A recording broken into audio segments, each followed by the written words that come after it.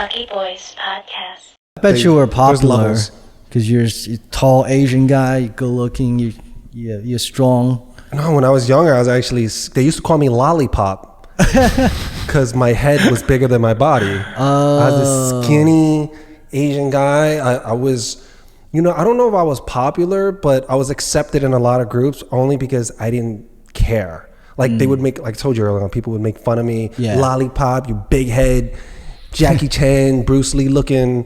They would roast me, and I didn't care. All I cared about as a kid was what? You just want to go out and play. You want to have fun.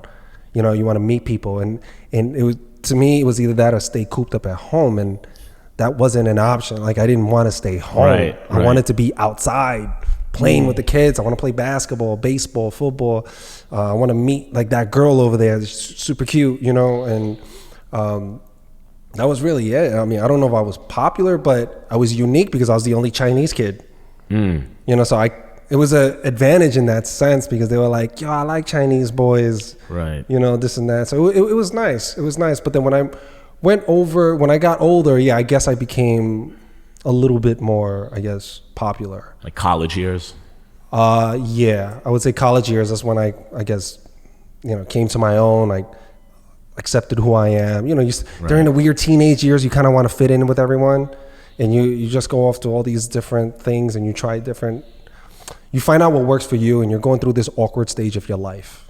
And then college, I just kind of came to my own, and I accepted myself, and I said, you know what? I'm gonna make friends with whoever. And most of my friends I made that I got really close with were really just like nerds, introverts. It was the opposite of people I usually hung out with as a teenager, and I found that I felt better with them. I don't know why. I think maybe the group that I found was just, they seemed more authentic and sincere, and they didn't care about having other people's approval. And I think I was drawn to that, even though they were so different. We barely had anything in common. They didn't play basketball.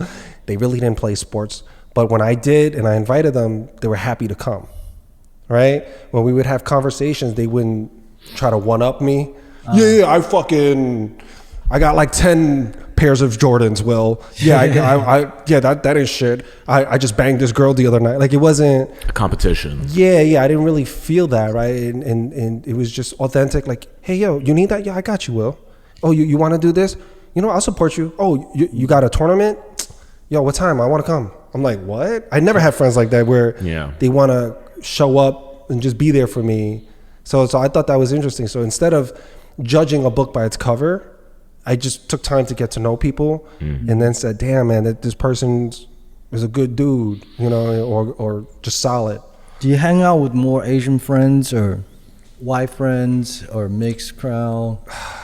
Man, I wish I had the real estate in my life now to hang out with multitude of friends. Right now it's just me and my family. Everything else I do, unfortunately and fortunately, because I'm so proud to be with my family. I love family time.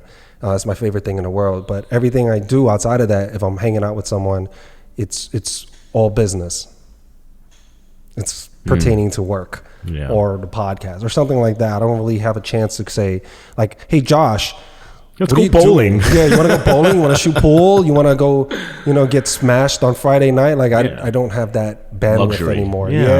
It's a different stage of my life. So I guess, at the time back then, it depended on when you asked me, right? If you asked me if I was 14, 15, I would say mostly Hispanics.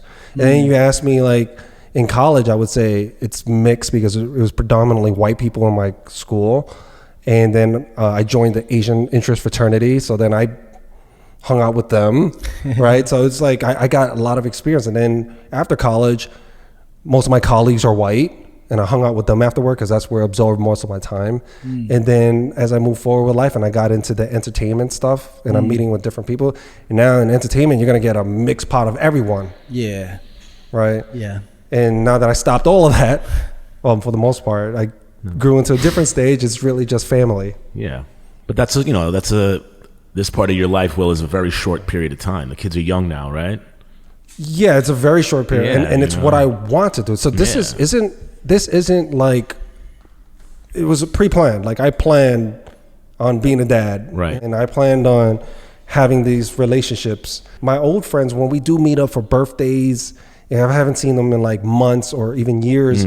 When I do meet up, it's like we haven't missed a beat. Josh, when's the last time I seen you? I don't know. It's A been year months. ago, 2 years ago. Right? No, not that long. It's months. Right. Right. And I mean, when the Asian hate thing happened, you reached out Right. just to make sure I'm okay. Right. And Norm, and I appreciate that.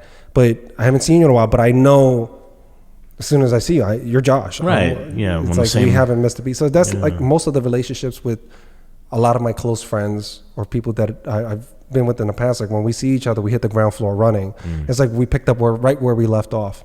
Yeah. I think that's life, right? I think you kind of move on. You get into different stages in your life. I try not to look back. I appreciate everything that happened, but I don't miss it. I don't miss it. I just look forward and I enjoy the current moment. Smart philosophy. Yeah, I grew up in Queens. Dude, you know how depressing it is looking back? It's depressing when you start like looking at old happiness. You get sad for some reason. It's weird. Like you get kind of like this. It's unattainable. This nostalgic shit, and for some reason it beats you up inside. At least for me, it does. Like I start thinking about like my old friends. Oh, I miss the time when we used to this and that, and it just puts me in such a whack place. And I'm looking at my life now. I'm like, yo, I should be happy right now. I'm still healthy. Right. I still have a lot. I have a lot more than I did in the past.